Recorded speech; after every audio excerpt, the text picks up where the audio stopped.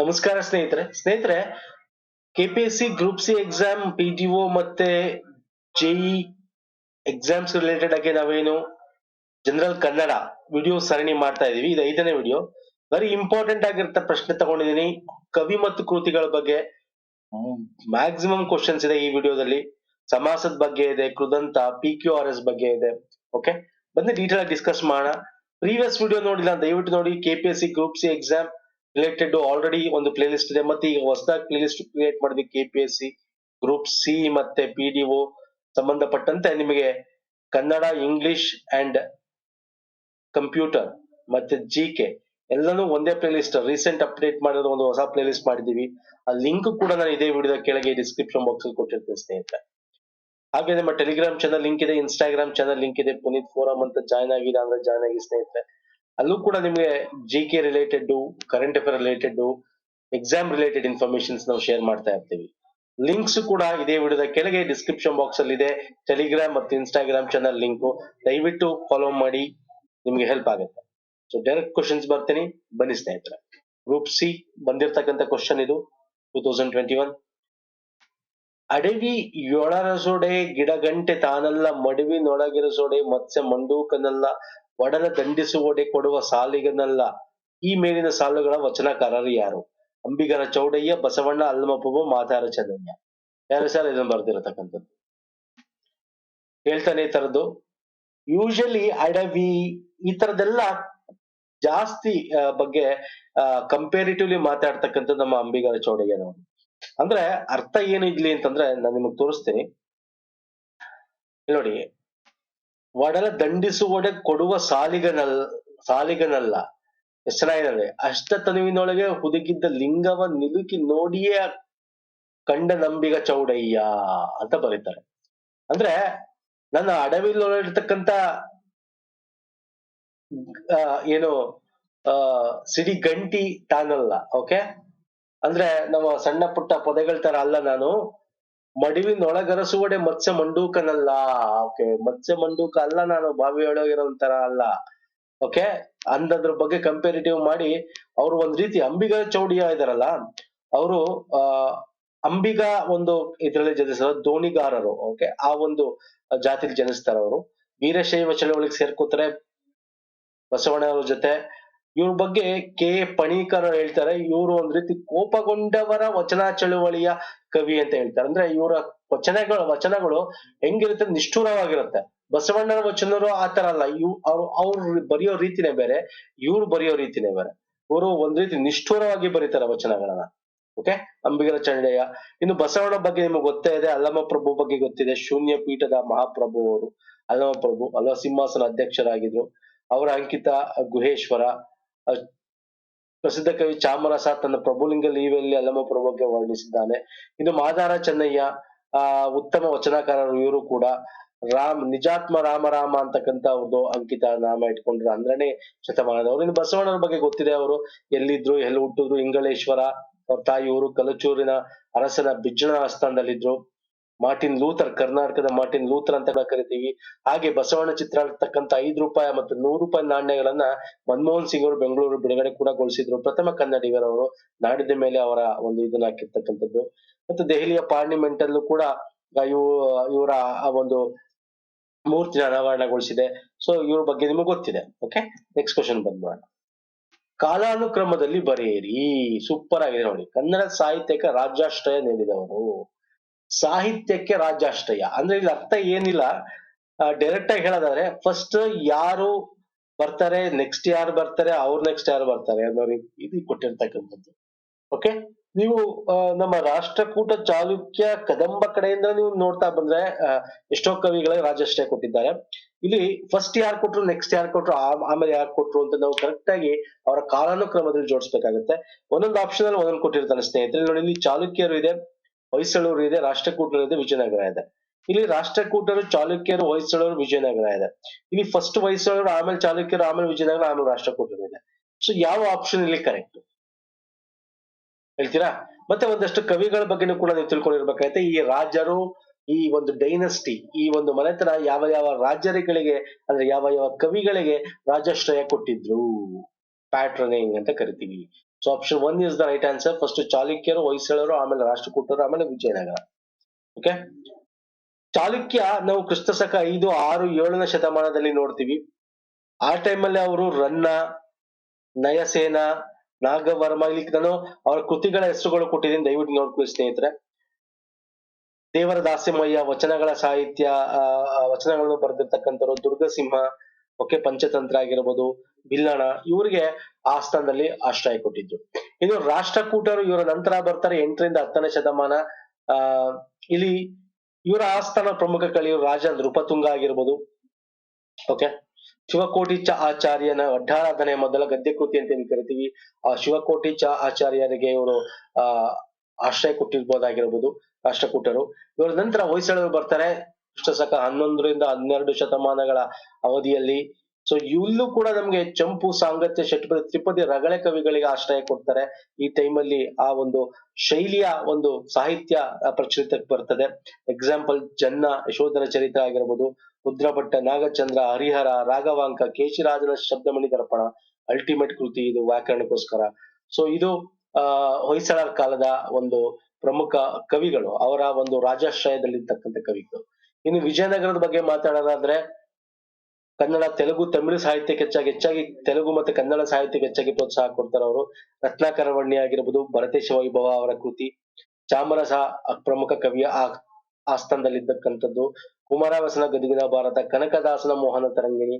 Okay, so Jambavati ಸ್ವತಃ ಶ್ರೀಕೃಷ್ಣದ ಅಮುಕ್ತ ಮೌಲ್ಯ ಅಂತಕ್ಕಂಥ ತೆಲುಗು ಕೃತಿ ಬರ್ದಿದ್ದಾನೆ ನೋಡಿ. ಇದನ್ನು ಕೇಳಿದ್ದಾನೆ ಎಕ್ಸಾಮ್ ಅಲ್ಲಿ, PCPS ಅಲ್ಲೆಲ್ಲ ಕೇಳಿದ್ದಾನೆ. ಶ್ರೀಕೃಷ್ಣ ದೇವರ ಅಮುಕ್ತ ಮೌಲ್ಯ ಯಾವ ಭಾಷೆಯಲ್ಲಿ ಬರ್ದಿದ್ದಾನೆ ಅಂತ ಕೇಳಿದ್ದಾನೆ ಎಕ್ಸಾಮ್ ಅಲ್ಲಿ, GK ಅಡಿಯಲ್ಲಿ. ಸೊ ಹಿಂಗ್ ಬರ್ತವೆ ಕ್ವಶನ್ಸ್ ಗಳು ಸ್ನೇಹಿತರೆ. ಓಕೆ, ಸೊ ಎಲ್ಲ ಡೀಟೇಲ್ ಆಗಿ ನಾನು 360 ಪಾಯಿಂಟ್ ಎಲ್ಲ ಕವಿಗಳ ಬಗ್ಗೆ ಹೇಳಿದ್ದೀನಿ, ನೋಡ್ಕೊಳ್ಳಿದ್ದು ವೆರಿ ಇಂಪಾರ್ಟೆಂಟ್. ಇನ್ನು ನೆಕ್ಸ್ಟ್ ಬರೋದಾದ್ರೆ, ನನ್ನವ್ವ ಫಲವತ್ತಾದ ಕಪ್ಪು ನೆಲ, ಅಲ್ಲಿ ಹಸಿರು ಪತ್ರದ ಹರವು ಬೆಳೆಯ ಹೂ ಹಬ್ಬ ನನ್ನ ತಾಯಿಯ ಕುರಿತು ಕವಿತೆ ರಚಿಸಿದ ಲೇಖಕ ಯಾರು? ಅಂದ್ರೆ ಇದನ್ನ ಯಾರು ಸರ್ ಬರೆದಿದ್ದು ಅಂತ ಕೇಳಿದ್ದಾರೆ. ಈ ಒಂದು ಲೈನ್ಸ್ ನ ಯಾವ ಕವಿ ಬರ್ದಿದ್ದಾರೆ? ದೇವನೂರು ಮಹಾದೇವ್, ಬರಗೂರು ರಾಮಚಂದ್ರಪ್ಪ, ಸಿದ್ಲಿಂಗಯ್ಯ, P. ಲಂಕೇಶ್. ಸೊ ಇದನ್ನು ಬರ್ದಿರ್ತಕ್ಕಂಥದ್ದು P. ಲಂಕೇಶ್. ನೋಡಿ, ಇಲ್ಲಿ ಆಲ್ಮೋಸ್ಟ್ ಎಲ್ಲರೂ ಕೂಡ ಇಲ್ಲಿ ನಾವು ಬಂಡಾಯದ ಕವಿಗಳು ಅಂತ ಹೇಳ್ಬೋದು. ನವೋದಯಕ್ಕೆ ಬರ್ತಾರೆ P. ಲಂಕೇಶ್ ಅವರು. ಇಲ್ಲಿ ನೋಡಿ, ಸರಿ ಉತ್ತರ ಲಂಕೇಶ್. ದೇವನೂರು ಮಹಾದೇವು ಬಗ್ಗೆ ತುಂಬಾ ಕ್ವಶನ್ಸ್ ಬಂದಿದೆ.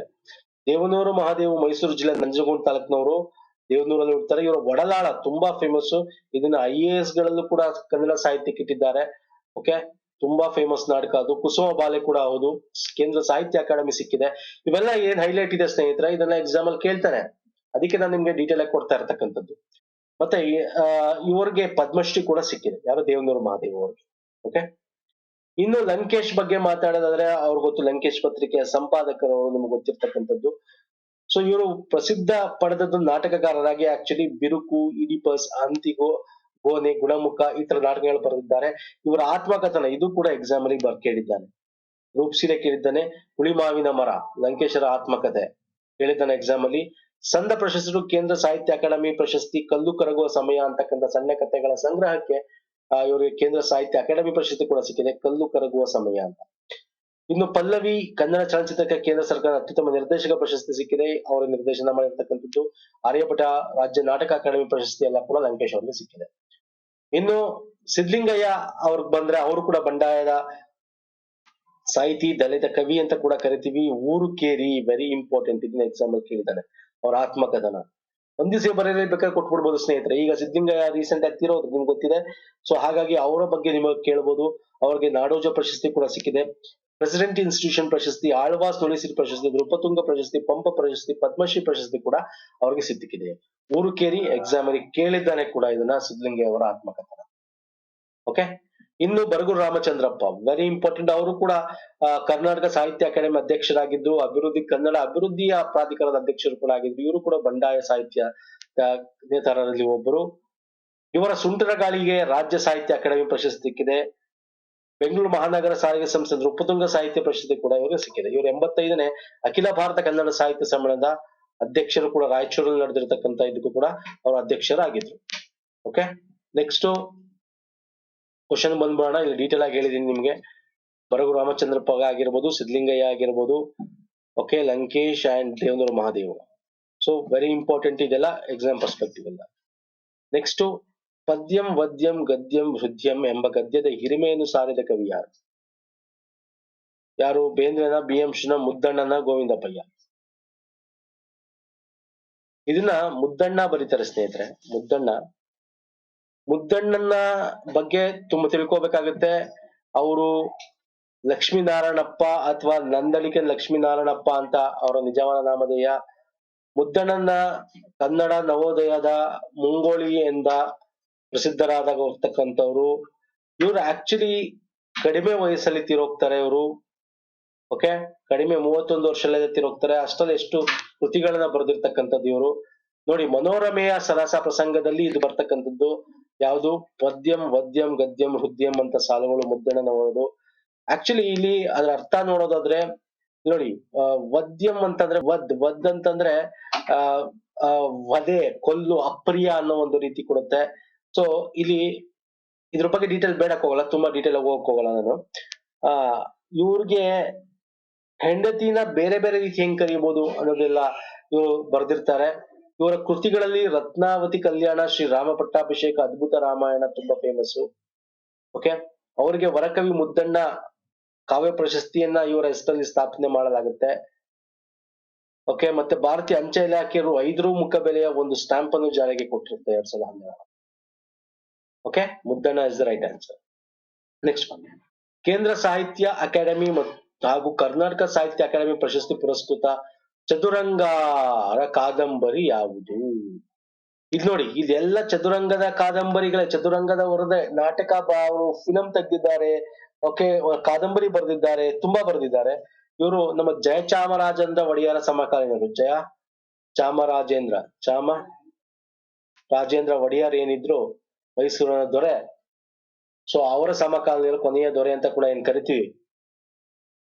ಅವ್ರ ಟೈಮಲ್ಲಿ ಇವರು ಕಾಲೇಜಲ್ಲಿ ಅವರ ಸಮಕಾಲೀನರು ಕಲ್ಲಳ್ಳಿ, ಹುಣಸೂರು ತಾಲೂಕು ಕಲ್ಲಳ್ಳಿ ಹುಡ್ತಾರೆ.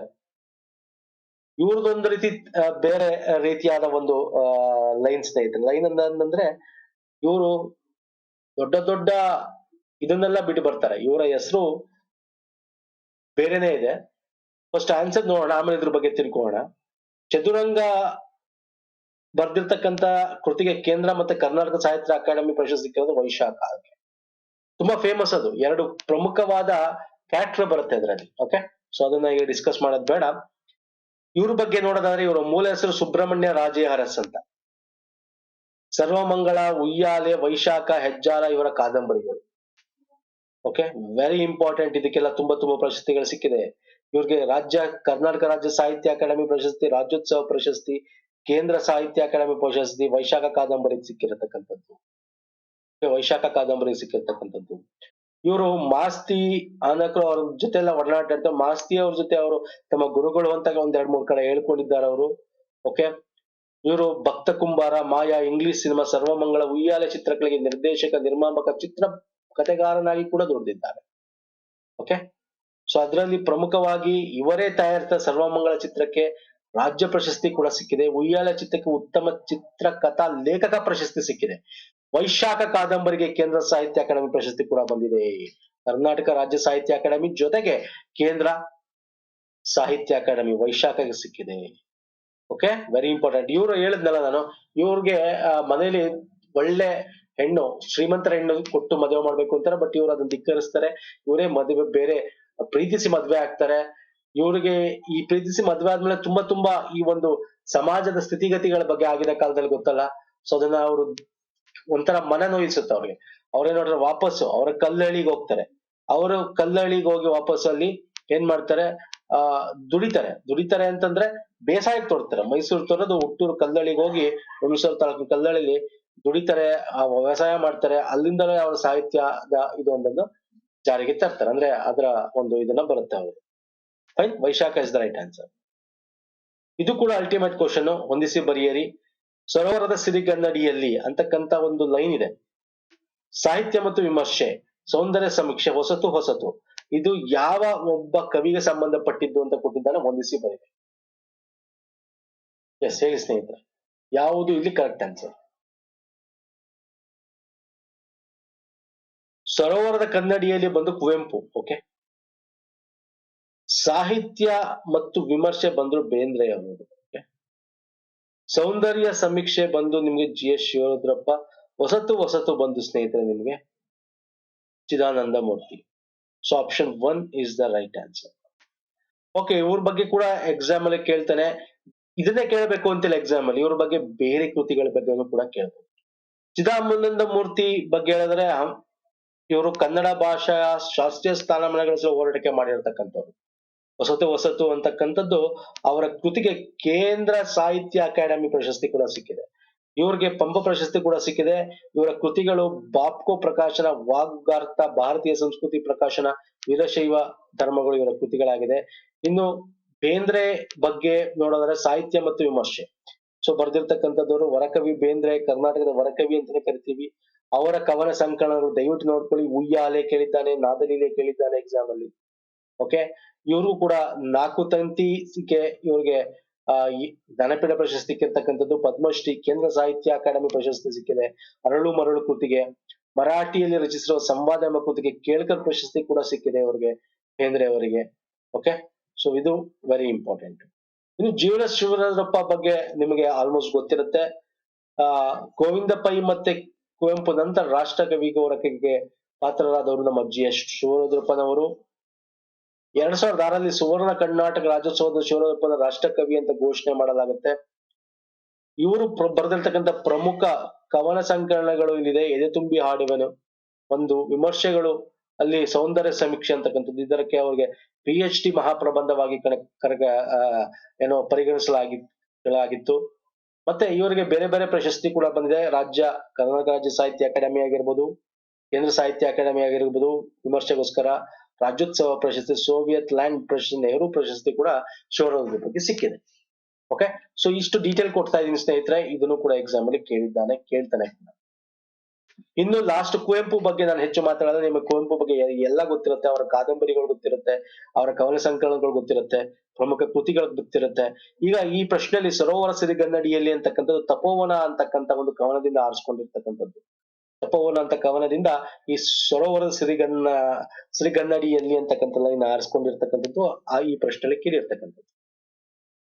ಓಕೆ, ಅರ್ಥ ಆಗ್ತಿದೆಯಲ್ಲ? ಇಲ್ಲಿ ತೋರಿಸ್ತೀನಿ, ವಾಪಸ್ ಬರ್ತೇನೆ ನೋಡಿ. ಸರೋವರ ಸಿರಿಗನ್ನಡಿ ಕುವೆಂಪು. ಫೈನ್, ಇಲ್ಲಿ option 1 is the right answer. So next question ಬಂದ್ಬಿಡ್ತೀನಿ. ನೊಂದಾನು ಎಂಬ ಪದವು ಡ್ಯಾಶ್ ಪದವಾಗಿದೆ. ಇದೊಂದು ಧಾತುನ, ಪಕ್ಷಾರ್ಥನ, ಭೂತನ್ಯೂನನ, ಸಂಭವನಾರ್ಥನ. ಸಂಭವನೆ ಆಗುತ್ತೆ, ಆಗಬಹುದು ಅಂತಕ್ಕಂಥದ್ದು.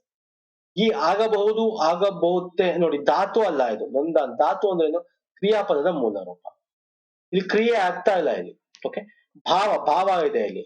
ಸೊ ಸಂಭವನೆ ಆಗಬಹುದು. ನೊಂದಾನು ಅಂದ್ರೆ ನೀನಾದ್ರೆ ಕೆಲಸ ಮಾಡಿದ್ರೆ ನೊಂದ್ಕೋಬಹುದು ಅಂದ್ರೆ, ನೊಂದಾನು ಅಂತಕ್ಕಂಥ ಭವಿಷ್ಯತ್ ಬಗ್ಗೆ ಹೇಳ್ತಾ ಇರತ್ತೆ. ಭವಿಷ್ಯತ್ ಯಾವಾಗ್ಲೂ ಹೇಳುದು ಸಂಭವನ ಆಗ್ತಕ್ಕಂಥದ್ದು. So option 4 is the right answer. ಪಕ್ಷಾರ್ಥ ಧಾತು ಅಂತಂದ್ರೆ ನಿಮಗೆ ಗೊತ್ತಿದೆ. ಪಕ್ಷಾರ್ಥ ಅಂದ್ರೆ ಏನು? ಭೂತನ್ಯೂನ ಅಂದ್ರೇನು? ಭೂತನ್ಯೂನ ಅಂದ್ರೆ ಭೂತಕಾಲ ಸ್ನೇಹಿತರೆ. ಅಂದ್ರೆ ಒಂದು ಕ್ರಿಯಾಪದ ಭೂತಕಾಲವನ್ನು ಸೂಚಿಸ್ತಕ್ಕಂಥದ್ದು ಧಾತುನ ಭೂತನ್ಯೂನ ಅಂತೀವಿ. ಅಂದ್ರೆ ಮಾಡುತ್ತಾನೆ ಅಂತ ಹೇಳಕ್ಕಂಥದ್ದು. ಅಂದ್ರೆ ಭೂತ ಅಂದ್ರೆ ಮುಂದೆ ನ್ಯೂನತೆ ಆಗ್ತಕ್ಕಂಥದ್ದು, ಮುಂದೆ ಹೇಳ್ತಕ್ಕಂಥದ್ದು, ಕ್ರಿಯಾರೂಪದ್ದು, ಹೇಳುತ್ತಾನೆ ಅಂತಕ್ಕಂಥದ್ದು. ಓಕೆ, ಪಕ್ಷಾರ್ಥ ಅಂತಂದ್ರೆ ಒಂದು ಕೆಲಸ ಆಗ್ಬೇಕು ಅಂತಂದ್ರೆ ಮೊದಲ ಕಾರ್ಯ ನಡೀಬೇಕು. ಅಂದ್ರೆ ಫಾರ್ ಎಕ್ಸಾಂಪಲ್ ಹೇಳೋದಾದ್ರೆ, ನಿಮ್ಮ ಮಾತನ್ನು ಕೇಳಿದರೆ ಅವರೆಲ್ಲ ನಗುತ್ತಾರೆ. ಇಲ್ಲಿ ಕೇಳಿದರೆ ಅಂತಕ್ಕಂಥದ್ದು ಪಕ್ಷಾರ್ಥ. ಅಂದ್ರೆ ಒಂದು ವೇಳೆ ಮೊದಲ ಕಾರ್ಯವು ನಡೆದ ಪಕ್ಷದಲ್ಲಿ ನಂತರದ ಕಾರ್ಯ ನಡೆಯುತ್ತೆ. ಅಂದ್ರೆ ಈ ನಿಮ್ ಮಾತು ನಾನು ಕೇಳಿದಿದ್ರೆ ಅವ್ರು ನಗ್ತಿದ್ರು ಅಂತ. ಇಲ್ಲಿ ಕೇಳಿದ್ರೆ ಆಮೇಲೆ ಅವ್ರು ನಗ್ತಿದ್ರು ಅಂತ ಅರ್ಥ. ಅಂದ್ರೆ ಮಾತನ್ನು ಕೇಳುವ ಕಾರ್ಯ ನಡೆದ ಪಕ್ಷದಲ್ಲಿ ಮಾತ್ರ ನಗುವ ಕಾರ್ಯ ನಡೆಯುತ್ತೆ. ಸಕ್ಕರೆ ತಿಂದು ನೀರು ಕುಡಿದರೆ ಬಾಯಿ ಸಪ್ಪೆಯಾಗುವುದು. ಅಂದ್ರೆ ನೀವು ಸಕ್ಕರೆ ತಿನ್ನು ಅನ್ನೋದು ಮುಖ್ಯ. ನೀರು ಕುಡಿದರೆ ಆಮೇಲೆ ಬಾಯಿ ಸಪ್ಪೆ ಆಗೋದು ಅಲ್ವಾ? ಸಕ್ಕರೆ ತಿನ್ನೋದು ಬೇರೆ, ನೀರ್ ಕುಡಿಲಿಲ್ಲ ಅಂದ್ರೆ ಬೇರೆ. ನೀರ್ ಕುಡಿದರೆ, ಇಲ್ಲಿ ಕುಡಿದರೆ ಅಂತಕ್ಕಂಥದ್ದು ಏನಿದೆ, ಇಲ್ಲಿ ಕೇಳಿದರೆ ಅಂತಕ್ಕಂಥದ್ದು ಏನಿದೆ, ಕುಡಿದ್ರೆ ಮಾತ್ರ ಬಾಯಿ ಸಪ್ಪೆ ಆಗತ್ತೆ. ಇಲ್ಲಿ ನೀವು ಮಾತು ಕೇಳಿದ್ರೆ ಮಾತ್ರ ಅವ್ರು ನಗ್ತಾರೆ. ಸೊ ಇದನ್ನ ಪಕ್ಷಾರ್ಥ. ಒಂದು ಮೊದಲ ಕಾರ್ಯ ನಡೆದ್ರೆ ಮಾತ್ರ ಇನ್ನೊಂದು ಆಗ್ತಕ್ಕಂಥದ್ದು. ಇದ್ ಮಾಡಿದ್ರೆ ಅದಾಗತ್ತೆ ಅಂತಾರಲ್ಲ, ಅದನ್ನ ಪಕ್ಷಾರ್ಥ ಅಂತ ಕರಿತೀವಿ. ಇನ್ನು ಸಂಭಾವನಾರ್ಥಕ ಪದ ನಾನು ವ್ಯಾಕರಣದಲ್ಲೇ ಮಾಡಿದ್ದೀನಿ ಸ್ನೇಹಿತರೆ, ಗೊತ್ತಿಲ್ಲ ನಿಮ್ಗೆ. ಮಾಡಿಯಾನು, ಕೇಳಿಯಾನು, ನೊಂದಾನು ಇವೆಲ್ಲ ಸಂಭಾವನಾರ್ಥಕ್ಕೆ ಉದಾಹರಣೆ. ಧಾತು ಅಂದ್ರೆ ಕ್ರಿಯಾಪದದ ಮೂಲ ರೂಪ ನಿಮಗೆ ಗೊತ್ತಿದೆ. ಸೊ ಈ ಪ್ರಶ್ನೆಗೆ ರೈಟ್ ಆನ್ಸರ್ ಸಂಭವನಾರ್ಥ. ಓಕೆ, ನೆಕ್ಸ್ಟ್ ಬನ್ನಿ. ಛಲವಾದಿ ಇದು ಯಾವ ಸಮಾಸ? ಕರ್ಮಧಾರೆ, ಬಹುರ್ವಿಹಿ, ದ್ವಂದ್ವ ಅಂಶಿ ಸಮಾಸ. ಯಾವ್ದು ಹೇಳ್ತೀರಾ? ಫಟಾಫಟ್ ಅಂತೇಳಿ ನೋಡೋಣ. ತುಂಬಾ ಜನ ಇದನ್ನ ಇದು ಅಂಶಿ ಅಂತೂ ಅಲ್ಲ ದ್ವಂದ್ವ ಅಂತೂ ಅಲ್ಲ ಇವೆರಡರಲ್ಲಿ ಒಂದು. ತುಂಬಾ ಜನ ಸ್ನೇಹಿತರೆ ಇದನ್ನ ಕರ್ಮಧಾರಯ ಸಮಾಸ ಅಂತ ಹಾಕ್ತಾರೆ, ಆದ್ರೆ ಇದು ತಪ್ಪ ಆನ್ಸರ್. ಬಹುರ್ವಿಹಿ ಸಮಾಸ ಇಸ್ ದ ರೈಟ್ ಆನ್ಸರ್ ಆಗುತ್ತೆ. ಹೆಂಗೆ ಸರ್ ಇದು ಬಹುರ್ವಿಹಿ ಸಮಾಸ? ಬಹುರ್ವಿಹಿ ಅಂದ್ರೆ ಇಲ್ಲಿ ಮೂರನೇ ಪದನೇ ಬರುತ್ತೆ, ಎರಡು ಪದಗಳು ಸೇರಿದಾಗ ಅದು ಡಿಫ್ರೆಂಟ್ ಆಗಿ ಒಂದು ಪದ ಬರುತ್ತೆ ಬಹುರ್ವಿಹಿ. ಈಗ ಫಾರ್ ಎಕ್ಸಾಂಪಲ್ ಹೇಳೋದಾದ್ರೆ ಮುಕ್ಕಣ್ಣ, ಹಡೆಗಣ್ಣ. ಮುಕ್ಕಣ್ಣ ಅಂದ್ರೇನು? ಮೂರು ಕಣ್ಣು ಉಳ್ಳುವವನು ಯಾರಿರ್ತಾನೆ ಅವನು ಮುಕ್ಕಣ್ಣ. ಅಂದ್ರೆ ಇಲ್ಲಿ ಅರ್ಥ ಶಿವ ಅಂತ ಅರ್ಥ. ಅಂದ್ರೆ ಎರಡು ಅಥವಾ ಎರಡಕ್ಕಿಂತ ಹೆಚ್ಚು ನಾಮಪದ ಸೇರಿದಾಗ ಆಗ್ತಕ್ಕಂಥ ಅನ್ಯಪದ ಪ್ರಧಾನ ಆಗ್ತಕ್ಕಂಥದ್ದು ನಾವು ಬಹುರ್ವಿಹಿ. ಸರ್ ಇಲ್ಲಿ ಏನ್ ಅಂತದ್ದೇನಿದೆ? ಛಲವಾದಿ, ವಾದಿ ಅಂದ್ರೆ ವಾದಿಸ್ತಕ್ಕಂಥವನು, ವಾದಿ ಅವನು, ವಾದಿ ಅವನು, ನಿರ್ವಾದಿ ಹಿಂಗೆಲ್ಲ ಕರಿತೀವಿ. ಸೊ ಛಲ ಅಂದ್ರೆ ಛಲ. ಸೊ ಇಲ್ಲಿ ನೀವು ಕರ್ಮಧಾರ ಅನ್ಕೊಂಬಂದ್ರೆ ತಪ್ಪಾಗ್ಬಿಡುತ್ತೆ. ಯಾಕಂದ್ರೆ ನಾನು ನಿಮ್ಗೆ ಇದನ್ನ ವ್ಯಾಕರಣ ವಿಡಿಯೋದಲ್ಲೂ ಕೂಡ ತೋರಿಸಿದೀನಿ. ಈಗ ಫಾರ್ ಎಕ್ಸಾಂಪಲ್ ಮದಾಂಧ, ಮದಾಂಧ ಅಂದ್ರೇನು? ಮದದಿಂದ ಅಂದವನು ಯಾರು ಮಾತಾಡಿರ್ತಾನೆ ಅವನು ಮದಾಂಧ. ಹಂಗೆ ಛಲದಿಂದ ಯಾರಿರ್ತಾನೆ, ಛಲದಿಂದ ಇರುವವನು ಯಾರಿರ್ತಾನೆ ಅವನು ಛಲವಾದಿ. ಛಲವಾದಿ. ಓಕೆ, ಛಲದಿಂದ, ಛಲ ಅಂತಕ್ಕಂಥದ್ದು ಒಂದು ನಾಮಪದ, ಆದಿ ಛಲವನ್ನು ಮಾಡ್ತಕ್ಕಂಥವ್ನು. ಅರ್ಥ ಆಗ್ತಿದೆಯಲ್ಲ? ಇದು ಬಹುರ್ವಿಹಿ ಸಮಾಸ. ಇದನ್ನ ನಾವು ನಮ್ಮ ಕೇಶಿ ರಾಜ ದರ್ಪಣ, ಕೇಶಿ ಮಹಾರಾಜರ ಒಂದು ನಮ್ಮ ಕೃತಿ ಇದೆ ಸ್ನೇಹಿತರೆ ವ್ಯಾಕರಣದ್ದು. ಓಕೆ, ಕೇಶಿ ರಾಜರು ಬರೆದಿರ್ತಕ್ಕಂಥದ್ದು, ಅದರಲ್ಲೂ ಕೂಡ ಇದು ಇದೆ. ಬಹುರ್ವಿಹಿ ಸಮಾಸಕ್ಕೆ ಉದಾಹರಣೆಯಲ್ಲಿ ಛಲವಾದಿ ಅಂತಕ್ಕಂಥದ್ದು ಇದೆ. ಓಕೆ, ಸೊ ನೆಕ್ಸ್ಟ್ ಬನ್ನಿ. ನೆಕ್ಸ್ಟ್ PQRS ಬಗ್ಗೆ ಒಂದು ಕ್ವಶನ್ ಚೆನ್ನಾಗಿದೆ. ರಾಮ ಮನೋಹರ ಲೋಹಿಯ ಜೀವನದ ಒಂದು ಘಟನೆನ ಇಲ್ಲಿ ವಿವರಿಸಿದ್ದಾರೆ. ಇಲ್ಲಿ ಯಾವ್ದು ಫಿಕ್ಸ್ಡ್ ಸೆಂಟೆನ್ಸ್ ಇಲ್ಲ, 1, 6 ಅಥವಾ ಮೊದಲನೇದು ಕೊನೆಯದು ಅಂತ. ಜಸ್ಟ್ PQRS ನ ಕೊಟ್ಟಿದ್ದಾರೆ. ಈಸಿ ಇದೆ ಇದು. ಫಸ್ಟ್ ಏನ್ ಮಾಡ್ಬೇಕು? ಓದ್ಕೋಬೇಕು. ಎದುರುಗಡೆಯಿಂದ ಕೈಗಾಡಿ ದೀಪವಿಲ್ಲದೆ ಬರುತ್ತಿತ್ತು. ಲೋಹಿಯ ಮೋಟಾರ್ ನಲ್ಲಿ ವಿಹಾರಕ್ಕೆ ಹೊರಟಿದ್ದರು. ರೈತ ಪೊಲೀಸರನ್ನು ಕರೆತರಲು ಹೋದ. ಡಿಕ್ಕಿ ಹೊಡೆದ ಪರಿಣಾಮ ರೈತನ ಗಾಡಿಯಲ್ಲಿದ್ದ ತರಕಾರಿ ಚೆಲ್ಲಾಪಿಲ್ಲಿಯಾಯಿತು. ನೋಡಿ, ಡಿಕ್ಕಿ ಹೊಡೆದಿದ್ದು ಅಂದ್ರೆ ಆಕ್ಸಿಡೆಂಟ್ ಆಯ್ತು ಅಂತ ಅರ್ಥ. ಸೊ ಡಿಕ್ಕಿ ಹೊಡೆದಿತ್ತು ಅಂತಂದ್ರೆ ಅರ್ಥ ಅಂದ್ರೇನು? ಯಾವ್ದಾದ್ರು ಎದುರುಗಡೆಯಿಂದ ಬಂದಿರಬೇಕು ಅಲ್ವಾ? ಎದುರುಗಡೆಯಿಂದ ಕೈಗಾಡಿ ದೀಪವಿಲ್ಲದೆ ಬರುತ್ತಿತ್ತು. ಲೋಹಿಯ ಮೋಟಾರ್ ನಲ್ಲಿ ವಿಹಾರಕ್ಕೆ ಹೊರಟಿದ್ದ. ನೋಡಿ, ಇಲ್ಲಿ ಮೊದಲನೇ ಸೆಂಟೆನ್ಸ್ ಯಾವ್ದಾಗುತ್ತೆ? ಇಂಡಿಪೆಂಡೆಂಟ್ ಇರಬೇಕು. This is called Q. Q ಎಲ್ಲಿದೆ? Option right. ಸೊ ಐದರ್ 2 ಅಥವಾ 4. ಸೊ ಕ್ಯೂ ಮೊದಲು, ಇಂಡಿಪೆಂಡೆಂಟ್ ಸೆಂಟೆನ್ಸ್. ಲೋಹಿಯ ಅಂತಕ್ಕಂಥ ಮೋಟಾರ್ ನಲ್ಲಿ ವಿಹಾರಕ್ಕೆ ಹೊರಟಿತ್ತು. ಹೌದು. ರೈತ ಪೊಲೀಸರನ್ನು ಕರೆತರಲು ಹೋದ. ಯಾವ ಕರೆತರಲು ಹೋಗ್ತಾನೆ? ಅವನ ಡಿಕ್ಕಿ ಆದಾಗ. ಡಿಕ್ಕಿ ಆದಾಗ ಅಂದ್ರೆ ಎಸ್ ಆದ್ಮೇಲೆ ಆರ್ ಬರಬೇಕು. ಓಕೆ, ಎಸ್ ಆದ್ಮೇಲೆ ಆರ್ ಬರಬೇಕು. ಸೊ ನೋಡ್ರಿ ಹೆಂಗ್ ಜೋಡಿಸ್ತಾ ಹೋಗ್ತೀವಿ ಅಂತ ನೋಡಿ. ಸೊ ಹೊರಟಿದ್ರು, ಫಸ್ಟ್ ಅವ್ರು ಹೊರಡ್ತಾರೆ ಯಾವ್ದೋ ವಿಹಾರಕ್ಕೆ, ಆಮೇಲೆ ತಾನೇ ಎದುರುಗಡೆಯಿಂದ ಕೈಗಾಡಿ ದೀಪ ಒಳದ ಬರೋದು. ಉಳ್ದಿರೋದು ಇದೊಂದೇನೆ ಅಲ್ವಾ? 2, 3 ಜೋಡಿಸಿದ್ಮೇಲೆ ಉಳ್ದಿರೋದು ಯಾವ್ದಿದೆ? QPSR is the right answer. ನೋಡಿ, ಓದಿ. ಲೋಹಿಯ ಮೋಟಾರ್ ನಲ್ಲಿ ವಿಹಾರಕ್ಕೆ ಹೊರಟಿದ್ರು. ಹೌದು, ಅವ್ರು ವಿಹಾರಕ್ಕೆ ಹೊರಟಾದ್ಮೇಲೆ ಗೊತ್ತಾಗೋದು ಎದುರುಗಡೆಯಿಂದ ಕೈಗಾಡಿ ದೀಪವಿಲ್ಲದೆ ಬರ್ತಿತ್ತು ಅಂತ. ಕೈಗಾಡಿ ಅಂದ್ರೆ ತಳ್ಕೊಂಡ್ ಬರ್ತಾ ಇತ್ತು, ಅದ್ರಲ್ಲಿ ದೀಪ ಇರಲಿಲ್ಲ. ಬೆಳಗಿನ ಜಾವ, ಮುಸುಕಿನ ಜಾವ. ಓಕೆ, ಡಿಕ್ಕಿ ಹೊಡೆದ ಪರಿಣಾಮ ರೈತನ ಗಾಡಿಯಲ್ಲಿದ್ದ ತರಕಾರಿ ಚೆಲ್ಲಾಪಿಲ್ಲಿ ಆಯ್ತು. ರೈತ ಪೊಲೀಸ್ ಕರೆತರಲು ಹೋದ. QPSR is the right answer. Option 4 is the right answer. Okay, ಇದು ಈಸಿ ಇದೆ. ನೆಕ್ಸ್ಟ್ ಬನ್ನಿ. ಅವನ ಜಾಣತನ ನನ್ನ ಹತ್ರ ನಡೆಯೋದು. ಈ ವಾಕ್ಯದಲ್ಲಿ ಜಾಣತನ ಎಂಬುದೇನು? ಇನ್ನು ನೋಡಿ, ಇದು ಈಸಿ ಇದೆ. ಇದು ಜಾಣತನ. ಜಾಣ ಅಂದ್ರೆ ನಾಮಪದ. ಜಾಣ ಅಂದ್ರೆ ಏನು ಸರ್? ನಾಮಪದ. ಸೊ ನಾಮಪದ ಅಂದ ತಕ್ಷಣ ಇಲ್ಲಿ ತದ್ದಿತ್ತ ಅಂತ ಬರಬೇಕು, ಕೃದಂತ ಬರಲ್ಲ. ಓಕೆ, ಕೃದಂತ ಕೊಟ್ಟಿಲ್ಲ. ಓಕೆ, ಅದು ಜಾಣನ ಕೋಣನ ಏನು? ಅದು ಭಾವನೆ ಹೇಳ್ತಕ್ಕಂಥದ್ದು. ಸೊ ಜಾಣತನ ಅಂತಕ್ಕಂಥದ್ದು ಭಾವ ಹೇಳ್ತಕ್ಕಂಥದ್ದು. ತದ್ದಿತ ಅಂತ ಭಾವನ, ಅವ್ಯಯ ಅಲ್ಲ. ತದ್ದಿತ ಅಂತ ನಾಮ ಆಗ್ಬೋದಲ್ಲ ಸರ್? ನಾಮಪದ ಆಗಲ್ಲ. ನಾಮಪದ ಆಗ್ಬೇಕು ಅಂದ್ರೆ ಜಾಣಗಾರ, ಈ ತರ ಗಾರ, ಆರ, ಈ ತರ ಬರುತ್ತೆ. ಇಲ್ಲಿ ಜಾಣತನ ಅಂತ ಕೊಟ್ಟಿರೋದು. ನೋಡಿ, ಈ ತದ್ದಿತಾಂತ ಭಾವನಾಮ, ತದ್ದಿತಾಂತ ಅವ್ಯಯ, ತದ್ದಿತಾಂತ ನಾಮ, ಕೃದಂತ, ಇದ್ರ ಬಗ್ಗೆ ಎಲ್ಲ ಹೇಳಿದೀನಿ ನಾನು ನಿಮಗೆ. ಇಲ್ಲಿ ವ್ಯಕ್ತಿಯ ಸ್ಥಿತಿಯನ್ನು ನೆನಪಿಸ್ತಕ್ಕಂಥದ್ದನ್ನ ನಾವು ಅವನು ಜಾಣ, ವ್ಯಕ್ತಿಯ ಮಾಡ್ತಕ್ಕಂಥ ಕೆಲಸ ಅದು ಬೇರೆ. ಓಕೆ, ಸೊ ಇದನ್ನೆಲ್ಲ ನಾನು ಡೀಟೇಲ್ ಆಗಿ ನಮ್ಮ ಗ್ರಾಮರ್ ಅಲ್ಲಿ ಮಾಡಿದ್ದೀನಿ. ನೋಡಿ, ಇಲ್ಲಿ ಜಾಣತನ ಇದೆ, ತದ್ದಿತಾಂತ ಭಾವನಾಮ. ಓಕೆ, ಇದು ತದ್ದಿತಾಂತ ಭಾವನಾಮ. ಇನ್ನೂ ಡೀಟೇಲ್ ಆಗಿ ನಿಮ್ಗೆ ಇದ್ರ ಬಗ್ಗೆ ಎಕ್ಸ್ಪ್ಲೈನ್ ಮಾಡ್ಬೇಕು ನಮ್ಮ ವ್ಯಾಕರಣ ವಿಡಿಯೋ ನೋಡಿ ಸ್ನೇಹಿತರೆ. ಒಂದೇ ವಿಡಿಯೋದಲ್ಲಿ ನಿಮ್ಗೆ ವ್ಯಾಕರಣ ಕಂಪ್ಲೀಟ್ ಮಾಡಿದೀವಿ. ಓಕೆ, ಈ ವಿಡಿಯೋಸ್ ನಾನು ನಿಮಗೆ ಕೊಡ್ತೀನಿ ಇದೇ ವಿಡಿಯೋದ ಕೆಳಗೆ ಡಿಸ್ಕ್ರಿಪ್ಷನ್ ಬಾಕ್ಸ್ ಅಲ್ಲಿ. ಅಥವಾ ನಮ್ಮ ಚಾಪ್ಟರ್ ವೈಸ್ ವಿಡಿಯೋ ಕೂಡ ಮಾಡಿದ್ವಿ. ಕನ್ನಡ ವ್ಯಾಕರಣ ಅಂತ ಸಪರೇಟ್ ಪ್ಲೇ ಲಿಸ್ಟ್ ಇದೆ, ಚಾಪ್ಟರ್ ವೈಸ್ ಮಾಡಿರ್ತಕ್ಕಂಥದ್ದು ಪ್ಲೇ ಲಿಸ್ಟ್ ಇದೆ. ಅಲ್ಲೂ ಕೂಡ ತಾವು ಹೋಗಿ ನೋಡಬಹುದು. ಕುದಂತ ತದ್ದಿದಾಂತಗೆ ಸಪರೇಟ್ ಒಂದು ವಿಡಿಯೋನೇ ಇದೆ, ಅಥವಾ ನಮ್ಮ ಕಂಪ್ಲೀಟ್ ವ್ಯಾಕರಣದ ಒಂದು ವಿಡಿಯೋ ನೋಡಬಹುದು. ಎಲ್ಲ ಲಿಂಕ್ ಇದೇ ವಿಡಿಯೋದ ಕೆಳಗೆ ಡಿಸ್ಕ್ರಿಪ್ಷನ್ ಬಾಕ್ಸ್ ಅಲ್ಲಿ ಕೊಟ್ಟಿರ್ತೀನಿ.